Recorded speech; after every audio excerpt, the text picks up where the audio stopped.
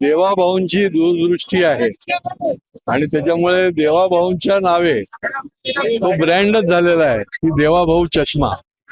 या चष्म्याचं आम्ही आज उद्या आणि परवा 3 ठिकाणी मोठ्या प्रमाणामध्ये तपासणी आणि चष्मा वाटप असे कॅम्प ठेवलेले आहेत. माझ्या अंदाजाने जवळजवळ 10,000 लोक याचा निश्चितपणे लाभ घेतील. कारण की याचं वैशिष्ट्य असं आहे की जर मोतीबिंदूचे पेशंट असतील तर त्यांचा पुढचा फॉलोअप देखील आम्ही या माध्यमातून करणार आहोत.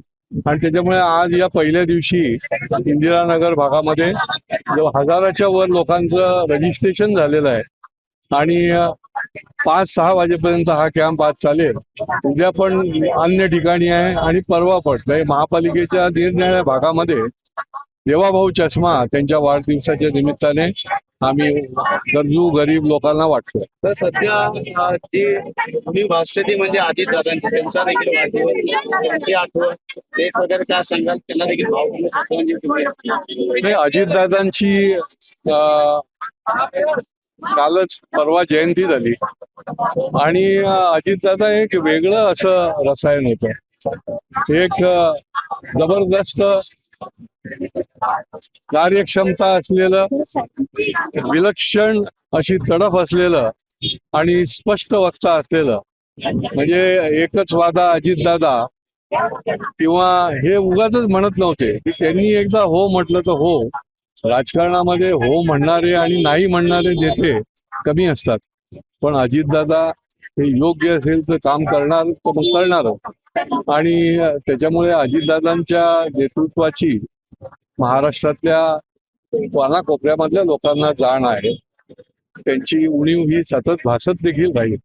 कारण की एक खंबीर असा हत्या माणूस की ज्याला काम करण्याची हातोटी पण होती आणि लोकांना पण योग्य पद्धतीने दिशा देण्याची हातोटी. सध्या दिल्लीमध्ये जे चालू आहे आंदोलन विद्यार्थ्यांचं नीट पेपर प्रकरण पाहायला गेलं तर आपण सोनम वांगचूक यांनी उपोषण मागितले. मात्र CJP अभिजित विखे यांचं आंदोलन तसंच सुरू आहे. अनेक आंदोलक लोक भेटत आहेत. महाराष्ट्रात देखील लोक जात आहेत. ठाकरे बंधू दोघे एकत्र आले आहेत ते देखील मोर्चा.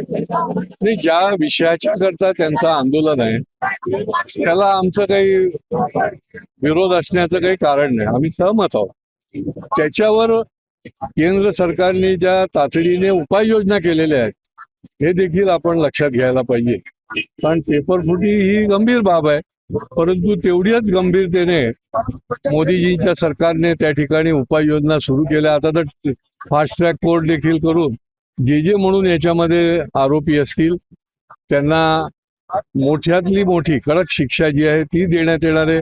संसदेमध्ये देखील त्याच्या संबंधी काही अधिसूचना किंवा बिल येणार आहे आणि त्याच्यामुळे ह्या आंदोलन जे आहे त्याच्याबद्दल आमचं काही दुमत आहे. पण काही लोक आंदोलनाच्या वापर म्हणजे त्या विषयाचा आणि ज्यांनी आंदोलन सुरू केलं त्याच्या आडूमध्ये राजकारण करण्याचा प्रयत्न करत आहेत. ते करता कामा नये.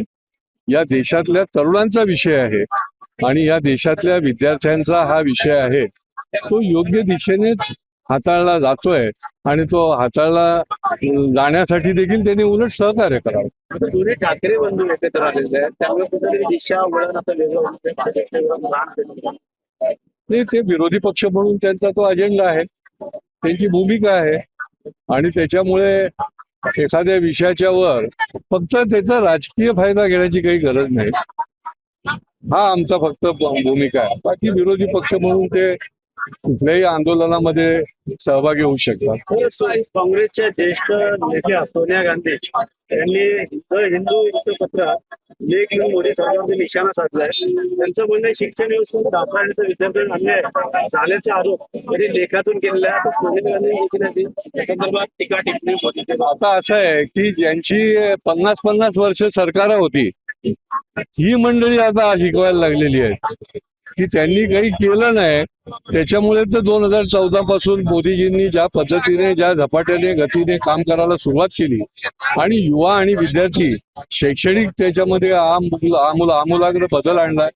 राष्ट्रीय शैक्षणिक धोरण हे पूर्वी कधी आणलेलं नव्हतं, ते धोरण त्या ठिकाणी त्यांनी आणलं. अनेक स्टार्टअपच्या साठी जे तरुण ग्रॅज्युएट झालेले जे व्यवसाय उद्योग करू इच्छितात त्यांना त्या ठिकाणी प्रोत्साहन देण्याकरता कामं आणले आणि त्याच्यामुळे आता विरोधी पक्ष म्हणून त्यांना काय टीका करायची ते करू द्या. परंतु या देशामधल्याच काय जगातल्या लोकांना माहिती आहे की भारत कशा पद्धतीने तरुणांच्या करता काम करतोय आणि पुढे जातोय. तर पत्रकारांना मारहाण केली जाते, त्यांना देखील ट्रोल केले जाते, कसं वाटतं या? नाही, हे आक्षेपार्ह आहे क्योंकि कारण की हा अत्यंत महत्वाचा असा स्तंभ आहे आणि बघा की या देशामध्ये या राज्यामध्ये पत्रकारांनी अतिशय ठोस अशी चांगल्या प्रकारची भूमिका निभावलेली आहे. जनतेपर्यंत पोहोचण्याचं एक फार मोठं प्रभावी साधन आहे. कोविडच्या काळात तर तेच एक साधन होतं की जे पत्रकार जे आहेत ते आपला जीव धोक्यात घालून कानाकोपऱ्यातल्या बातम्या आणि कानाकोपऱ्यातली माहिती जी आहे त्याच्या उपाययोजना ज्या आहेत त्या ते देण्याचं काम करत होते आणि त्याच्यामुळे पत्रकार असो डॉक्टर ही कोणाला अशा पद्धतीने ही निषेध करावा तेवढा कमी आहे.